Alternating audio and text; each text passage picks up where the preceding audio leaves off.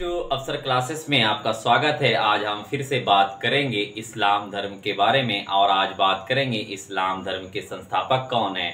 आज हम जो भी डिटेल बात करेंगे इस्लाम धर्म के बारे में, तो चलिए हम स्टार्ट करते हैं इस्लाम धर्म। तो देखेंगे जो हमारा इस्लाम धर्म है कि जो संस्थापक थे हमारे हजरत पैगंबर मोहम्मद साहब थे इस्लाम धर्म के, और उन्हीं पे पूरे चर्चा इस्लाम धर्म में जो चर्चा हुई है पूरे हजरत मोहम्मद पैगंबर साहब की ही चर्चा हुई है। तो चलिए हम देखते हैं कौन सी प्रश्न मुख्य है। तो देखेंगे जो पहले हमारा जो परिचय देते हैं कि हजरत मोहम्मद साहब का जो पैगंबर हजरत मोहम्मद साहब है उन्हीं पे जो पूरा उल्लेख है इस्लाम धर्म में, उसी पे चर्चा है। तो पहले उनका हम परिचय देख लेते हैं और फिर उसके बाद कुछ और जो मुख्य प्रश्न होंगे वो देख लेंगे। तो देखेंगे जो परिचय में हमारा है कि पैगंबर साहब का जन्म कब हुआ था। तो देखेंगे जन्म कहाँ हुआ था, तो मक्का में। ये आप ध्यान में रखेंगे कब हुआ, तो 570 ईस्वी को हुआ। ये आप ध्यान में रखेंगे कि पैगंबर मोहम्मद साहब का जन्म, ये आप ध्यान में रखेंगे। और कहाँ हुआ, तो मक्का में हुआ। ये भी आपसे पूछ सकता है प्रश्न में कि मक्का कौन से देश में पड़ते हैं, तो ये आप ध्यान में रखेंगे कि सऊदी अरब में मक्का पड़ते हैं। ये आप ध्यान में रखेंगे। अब देखेंगे जो पैगंबर मोहम्मद साहब का जो कबीला कहाँ से स्टार्ट हुआ, तो ये देखेंगे कुरैश जनजाति, हासिम के पुत्र अब्दुल्ला, माता आमिना। अगर मैं जनजाति पूछेगा तो ये आप ध्यान में रखेंगे कि कुरैश जनजाति से थे। किस जनजाति से थे, तो कुरैश जनजाति से। ये आप ध्यान में रखेंगे। और देखेंगे कि पैगंबर साहब के जो पिता का नाम क्या था, तो अब्दुल्ला, और माता का नाम देखेंगे तो आमना। ये आप ध्यान में रखेंगे कि उनके पिता और उनके माता हमेशा एग्जाम में पूछता, तो ये ध्यान में रखेंगे कि पैगंबर मोहम्मद साहब का पिता का नाम क्या था, तो अब्दुल्ला था, और माता का नाम क्या था, तो आमिना था। ये आप ध्यान में रखेंगे। अब देखेंगे कि पैगंबर मोहम्मद साहब का देखेंगे शादी कब हुई थी। तो पैगंबर मोहम्मद साहब का जो शादी हुई थी वो पैगंबर साहब का उस वक्त उम्र कितना था, तो 25 वर्ष था। ये आप ध्यान में रखेंगे। पूछ सकता है कि पैगंबर मोहम्मद साहब की जब शादी हुई तो कितने वर्ष के पैगंबर साहब थे, तो ये आप ध्यान में रखेंगे कि 25 वर्ष के थे। कितने वर्ष के, 25 वर्ष के। अब देखेंगे उनकी शादी किन से हुई, तो उनकी शादी जो हुई है उनका शादी खदीजा किन से हुई है, तो खदीजा। ये आप ध्यान में रखेंगे कि उनकी शादी खदीजा 41 वर्ष की थी, वो विधवा थी। ये आप ध्यान में रखेंगे कि पैगंबर मोहम्मद साहब का शादी किन से हुई, तो खदीजा से हुई, और उनका उम्र 41 वर्ष था, एक वो विधवा थी। ये आप ध्यान में रखेंगे, ये एग्जाम से रिलेटेड है। अब देखेंगे पैगंबर साहब की पुत्री जो कौन थी, तो फातिमा। ये आप ध्यान में रखेंगे कि पुत्री कौन थी, फातिमा, और दामाद कौन थे, तो अली। ये वेरी वेरी इंपॉर्टेंट है, इसलिए आप ध्यान में रखेंगे कि पूछ सकता है कि हजरत पैगंबर मोहम्मद साहब का दामाद कौन है, तो अली, और हजरत पैगंबर मोहम्मद साहब का पुत्री जो बेटी कौन है, तो फातिमा। ये आप ध्यान में रखेंगे। अब देखेंगे जो पैगंबर मोहम्मद साहब की मृत्यु 8 जून 632 ईस्वी को कहाँ हुई, तो मदीना में हुई। ये आप ध्यान में रखेंगे कि कहाँ हुई, तो मदीना में। ये देखेंगे कि पैदाइश कहाँ हुई, मक्का में, और मृत्यु देखेंगे तो कहाँ हुआ, मदीना में। ये दोनों में आप गड़बड़ाएंगे नहीं, इसलिए आप ध्यान में रखेंगे मक्का और मदीना। ये भी पूछ सकता है कि मक्का कहाँ, कौन सी देश में, और मदीना कौन से देश में, तो ये दोनों सऊदी अरब में है। तो ये आप ध्यान में रखेंगे, कुछ किलोमीटर के फासला पे है मक्का और मदीना।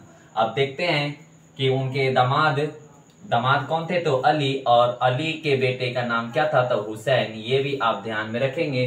पूछ सकता है कि हजरत पैगंबर मोहम्मद साहब के नाती का नाम क्या था, तो हुसैन। ये आप ध्यान में रखेंगे। अब देखेंगे जो दामाद थे अली की देखेंगे मृत्यु कब हुई, जो हत्या, तो 661 ईस्वी को हुई। ये आप ध्यान में रखेंगे कि अली की मृत्यु कब हुई, और हुसैन की मृत्यु कब हुई, तो 680 ईस्वी को। ये आप देखेंगे हुसैन का 680, और दामाद जो थे अली, लेंगे कि जो दामाद थे अली उनकी मृत्यु देखेंगे तो 661 ईस्वी को, और हुसैन का देखेंगे तो 680 ईस्वी को हुआ था। अब देखेंगे जो पैगंबर मोहम्मद साहब की मृत्यु के बाद 632 ईस्वी में जब मदीना में उनकी मृत्यु हो गई, तो ये फिर यहाँ से जो इस्लाम धर्म थे वो 2 कैटेगराइज में बढ़ गए। एक बढ़ गए जो था सिया, और दूसरा सुन्नी। तो सिया और सुन्नी के किस से बटे, तो देखेंगे जो सिया थे, जो अली को मानने वाले लोग थे, वो सिया में चले गए, और जो मोहम्मद पैगंबर साहब को मान रहे थे उस सुन्नी में चले गए। वो 2 कैटेगराइज में जब पैगंबर मोहम्मद साहब की मृत्यु के बाद 632 ईस्वी में तो ये फिर इस्लाम धर्म दो भाग में बढ़ गए, पहला भाग सिया और दूसरा भाग सुन्नी। सिया जो थे अली को मानने वाले थे सिया लोग, और सुन्नी को मानने वाले लोग जो मोहम्मद साहब को जो मान रहे थे वो सुन्नी लोग थे। अब देखेंगे कुछ और जो है इस्लाम धर्म से मुख्य प्रश्न, तो ये आप ध्यान में रखेंगे। देखेंगे संस्थापक तो पैगंबर मोहम्मद साहब थे, ये ध्यान में रखेंगे। इस्लाम धर्म के संस्थापक कौन थे, तो पैगंबर हजरत मोहम्मद साहब थे, ये आप ध्यान में रखेंगे। फिर देखेंगे पैगंबर हजरत मोहम्मद साहब को ज्ञान की प्राप्ति कहाँ हुई, ये आप वेरी इंपॉर्टेंट है, तो ये आप ध्यान में रखेंगे कि पैगंबर हजरत मोहम्मद साहब को ज्ञान की प्राप्ति 610 ईस्वी में कब हुई थी, ये आप ध्यान में रखेंगे कि पैगंबर हजरत मोहम्मद साहब को ज्ञान की प्राप्ति कब हुई, तो 610 ईस्वी में हुई। कहाँ हुई, तो मक्का में, ये आप ध्यान में रखेंगे। मक्का के हीरा नामक गुफा में हुई, ये आप ध्यान में रखेंगे कि हजरत मोहम्मद साहब को ज्ञान की प्राप्ति कब हुई, तो 610 ईस्वी में। कहाँ हुई, मक्का के हीरा नामक गुफा में हुई। तो ये हमेशा एग्जाम में पूछता है कि कौन सी गुफा में हुई, तो हीरा नामक गुफा में हुई हजरत मोहम्मद साहब को ज्ञान की प्राप्ति। ये वेरी इंपॉर्टेंट है, तो इसे आप ध्यान में रखेंगे। अब आगे देखते हैं कौन सी, देखेंगे 622 ईस्वी को पैगंबर मोहम्मद साहब ने मक्का से मदीना की यात्रा की, ये भी वेरी इंपॉर्टेंट है। 622 ईस्वी को पैगंबर मोहम्मद साहब ने मक्का से मदीना चले गए। कहाँ से चले गए, मक्का से मदीना, और उसको हम लोग उर्दू में हिजरत बोलते हैं। हिजरत, जो मक्का से मदीना जब गए उसे हम लोग हिजरत बोलते हैं, तो इसी को नाम पड़ गया। जो हम लोग हिजरी कैलेंडर देखेंगे कब से पढ़ा, तो 622 ईस्वी को जब हजरत मोहम्मद पैगंबर साहब ने मक्का से मदीना गए, तो मदीना गए और इसी दिन से हिजरी कैलेंडर चालू हुआ। तो ये ध्यान में रखेंगे, जो मुसलमानों को लोग का कैलेंडर, जो इस्लाम धर्म का जो कैलेंडर है वो हिजरी कैलेंडर है। तो ये आप ध्यान में रखेंगे कब से चालू हुआ हिजरी कैलेंडर, तो 622 ईस्वी को, जिस वक्त हजरत मोहम्मद साहब ने मक्का से मदीना की ओर गए थे। अब देखेंगे जो हमारा है पैगंबर साहब का लालन पालन जो किसने किया, जो पैगंबर साहब ने लालन पालन उनके चाचा अबू तालिब ने किए। ये भी पूछ सकता है प्रश्न कि हजरत मोहम्मद साहब को किनके घर में पालन पोषण हुआ था, तो ये ध्यान में रखेंगे कि चाचा अबू तालिब ने किया था। उनके घर में, अबू तालिब के घर में उनके पैगंबर मोहम्मद साहब का लालन पालन हुआ था। अब देखेंगे कुछ प्रमुख धर्म ग्रंथ है जो वेरी इंपॉर्टेंट है। देखेंगे कुरान, जो प्रमुख धर्म ग्रंथ इस्लाम का है, देखेंगे कुरान जो ईश्वरीय आदेश है, ये आप ध्यान में रखेंगे। जो भगवान के तरफ से उतारा गया ग्रंथ जो था, जिसे हम लोग कुरान बोलते हैं, तो कौन थे, ईश्वरीय के आदेश। इसका मतलब होता है जो भगवान के तरफ से, जो अल्लाह के तरफ से जो उतारा गया किताब, वो कुरान, वो ईश्वरीय आदेश है। अब देखेंगे हदीसे कुदसी है, इसका मतलब क्या होता है, हदीसे कुदसी का मतलब हिंदी में होता है ईश्वरीय शिक्षा। जो ऊपर से शिक्षा दी जाएगी उसे हम लोग, जो भगवान के तरफ से जो किया गया है कि उसे शिक्षा मिलनी चाहिए जिस कुरान से, उसे हम लोग क्या बोलेंगे, ईश्वरीय शिक्षा। अब देखेंगे हदीस किसे बोलते हैं, ये भी पूछ सकता है एग्जाम में कि हदीस किसे बोलेंगे, तो ये ध्यान में रखेंगे।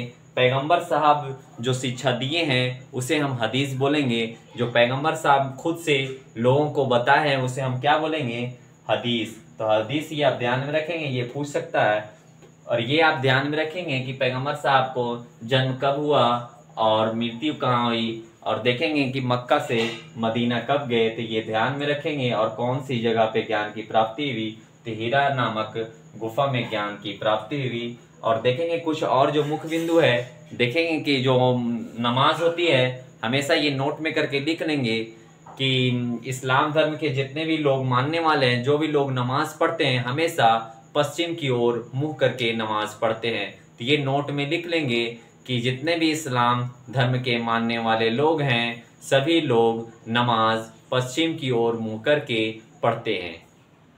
एक और पॉइंट लिख लेंगे कि एक दिन में 5 वक्त की नमाज पढ़ी जाती है। लिख लेंगे फिर से नोट करके कि एक दिन में 5 वक्त की नमाज पढ़ी जाती है। और एक चीज लिख लेंगे जो ज़कात के नाम से जाना जाता है, 1/10। ये ध्यान में रखेंगे कि 1/10 मतलब 1 रुपया में 10 रुपये में 1 रुपया आपको ज़कात निकालना हर हाल में इस्लाम धर्म का नियम है।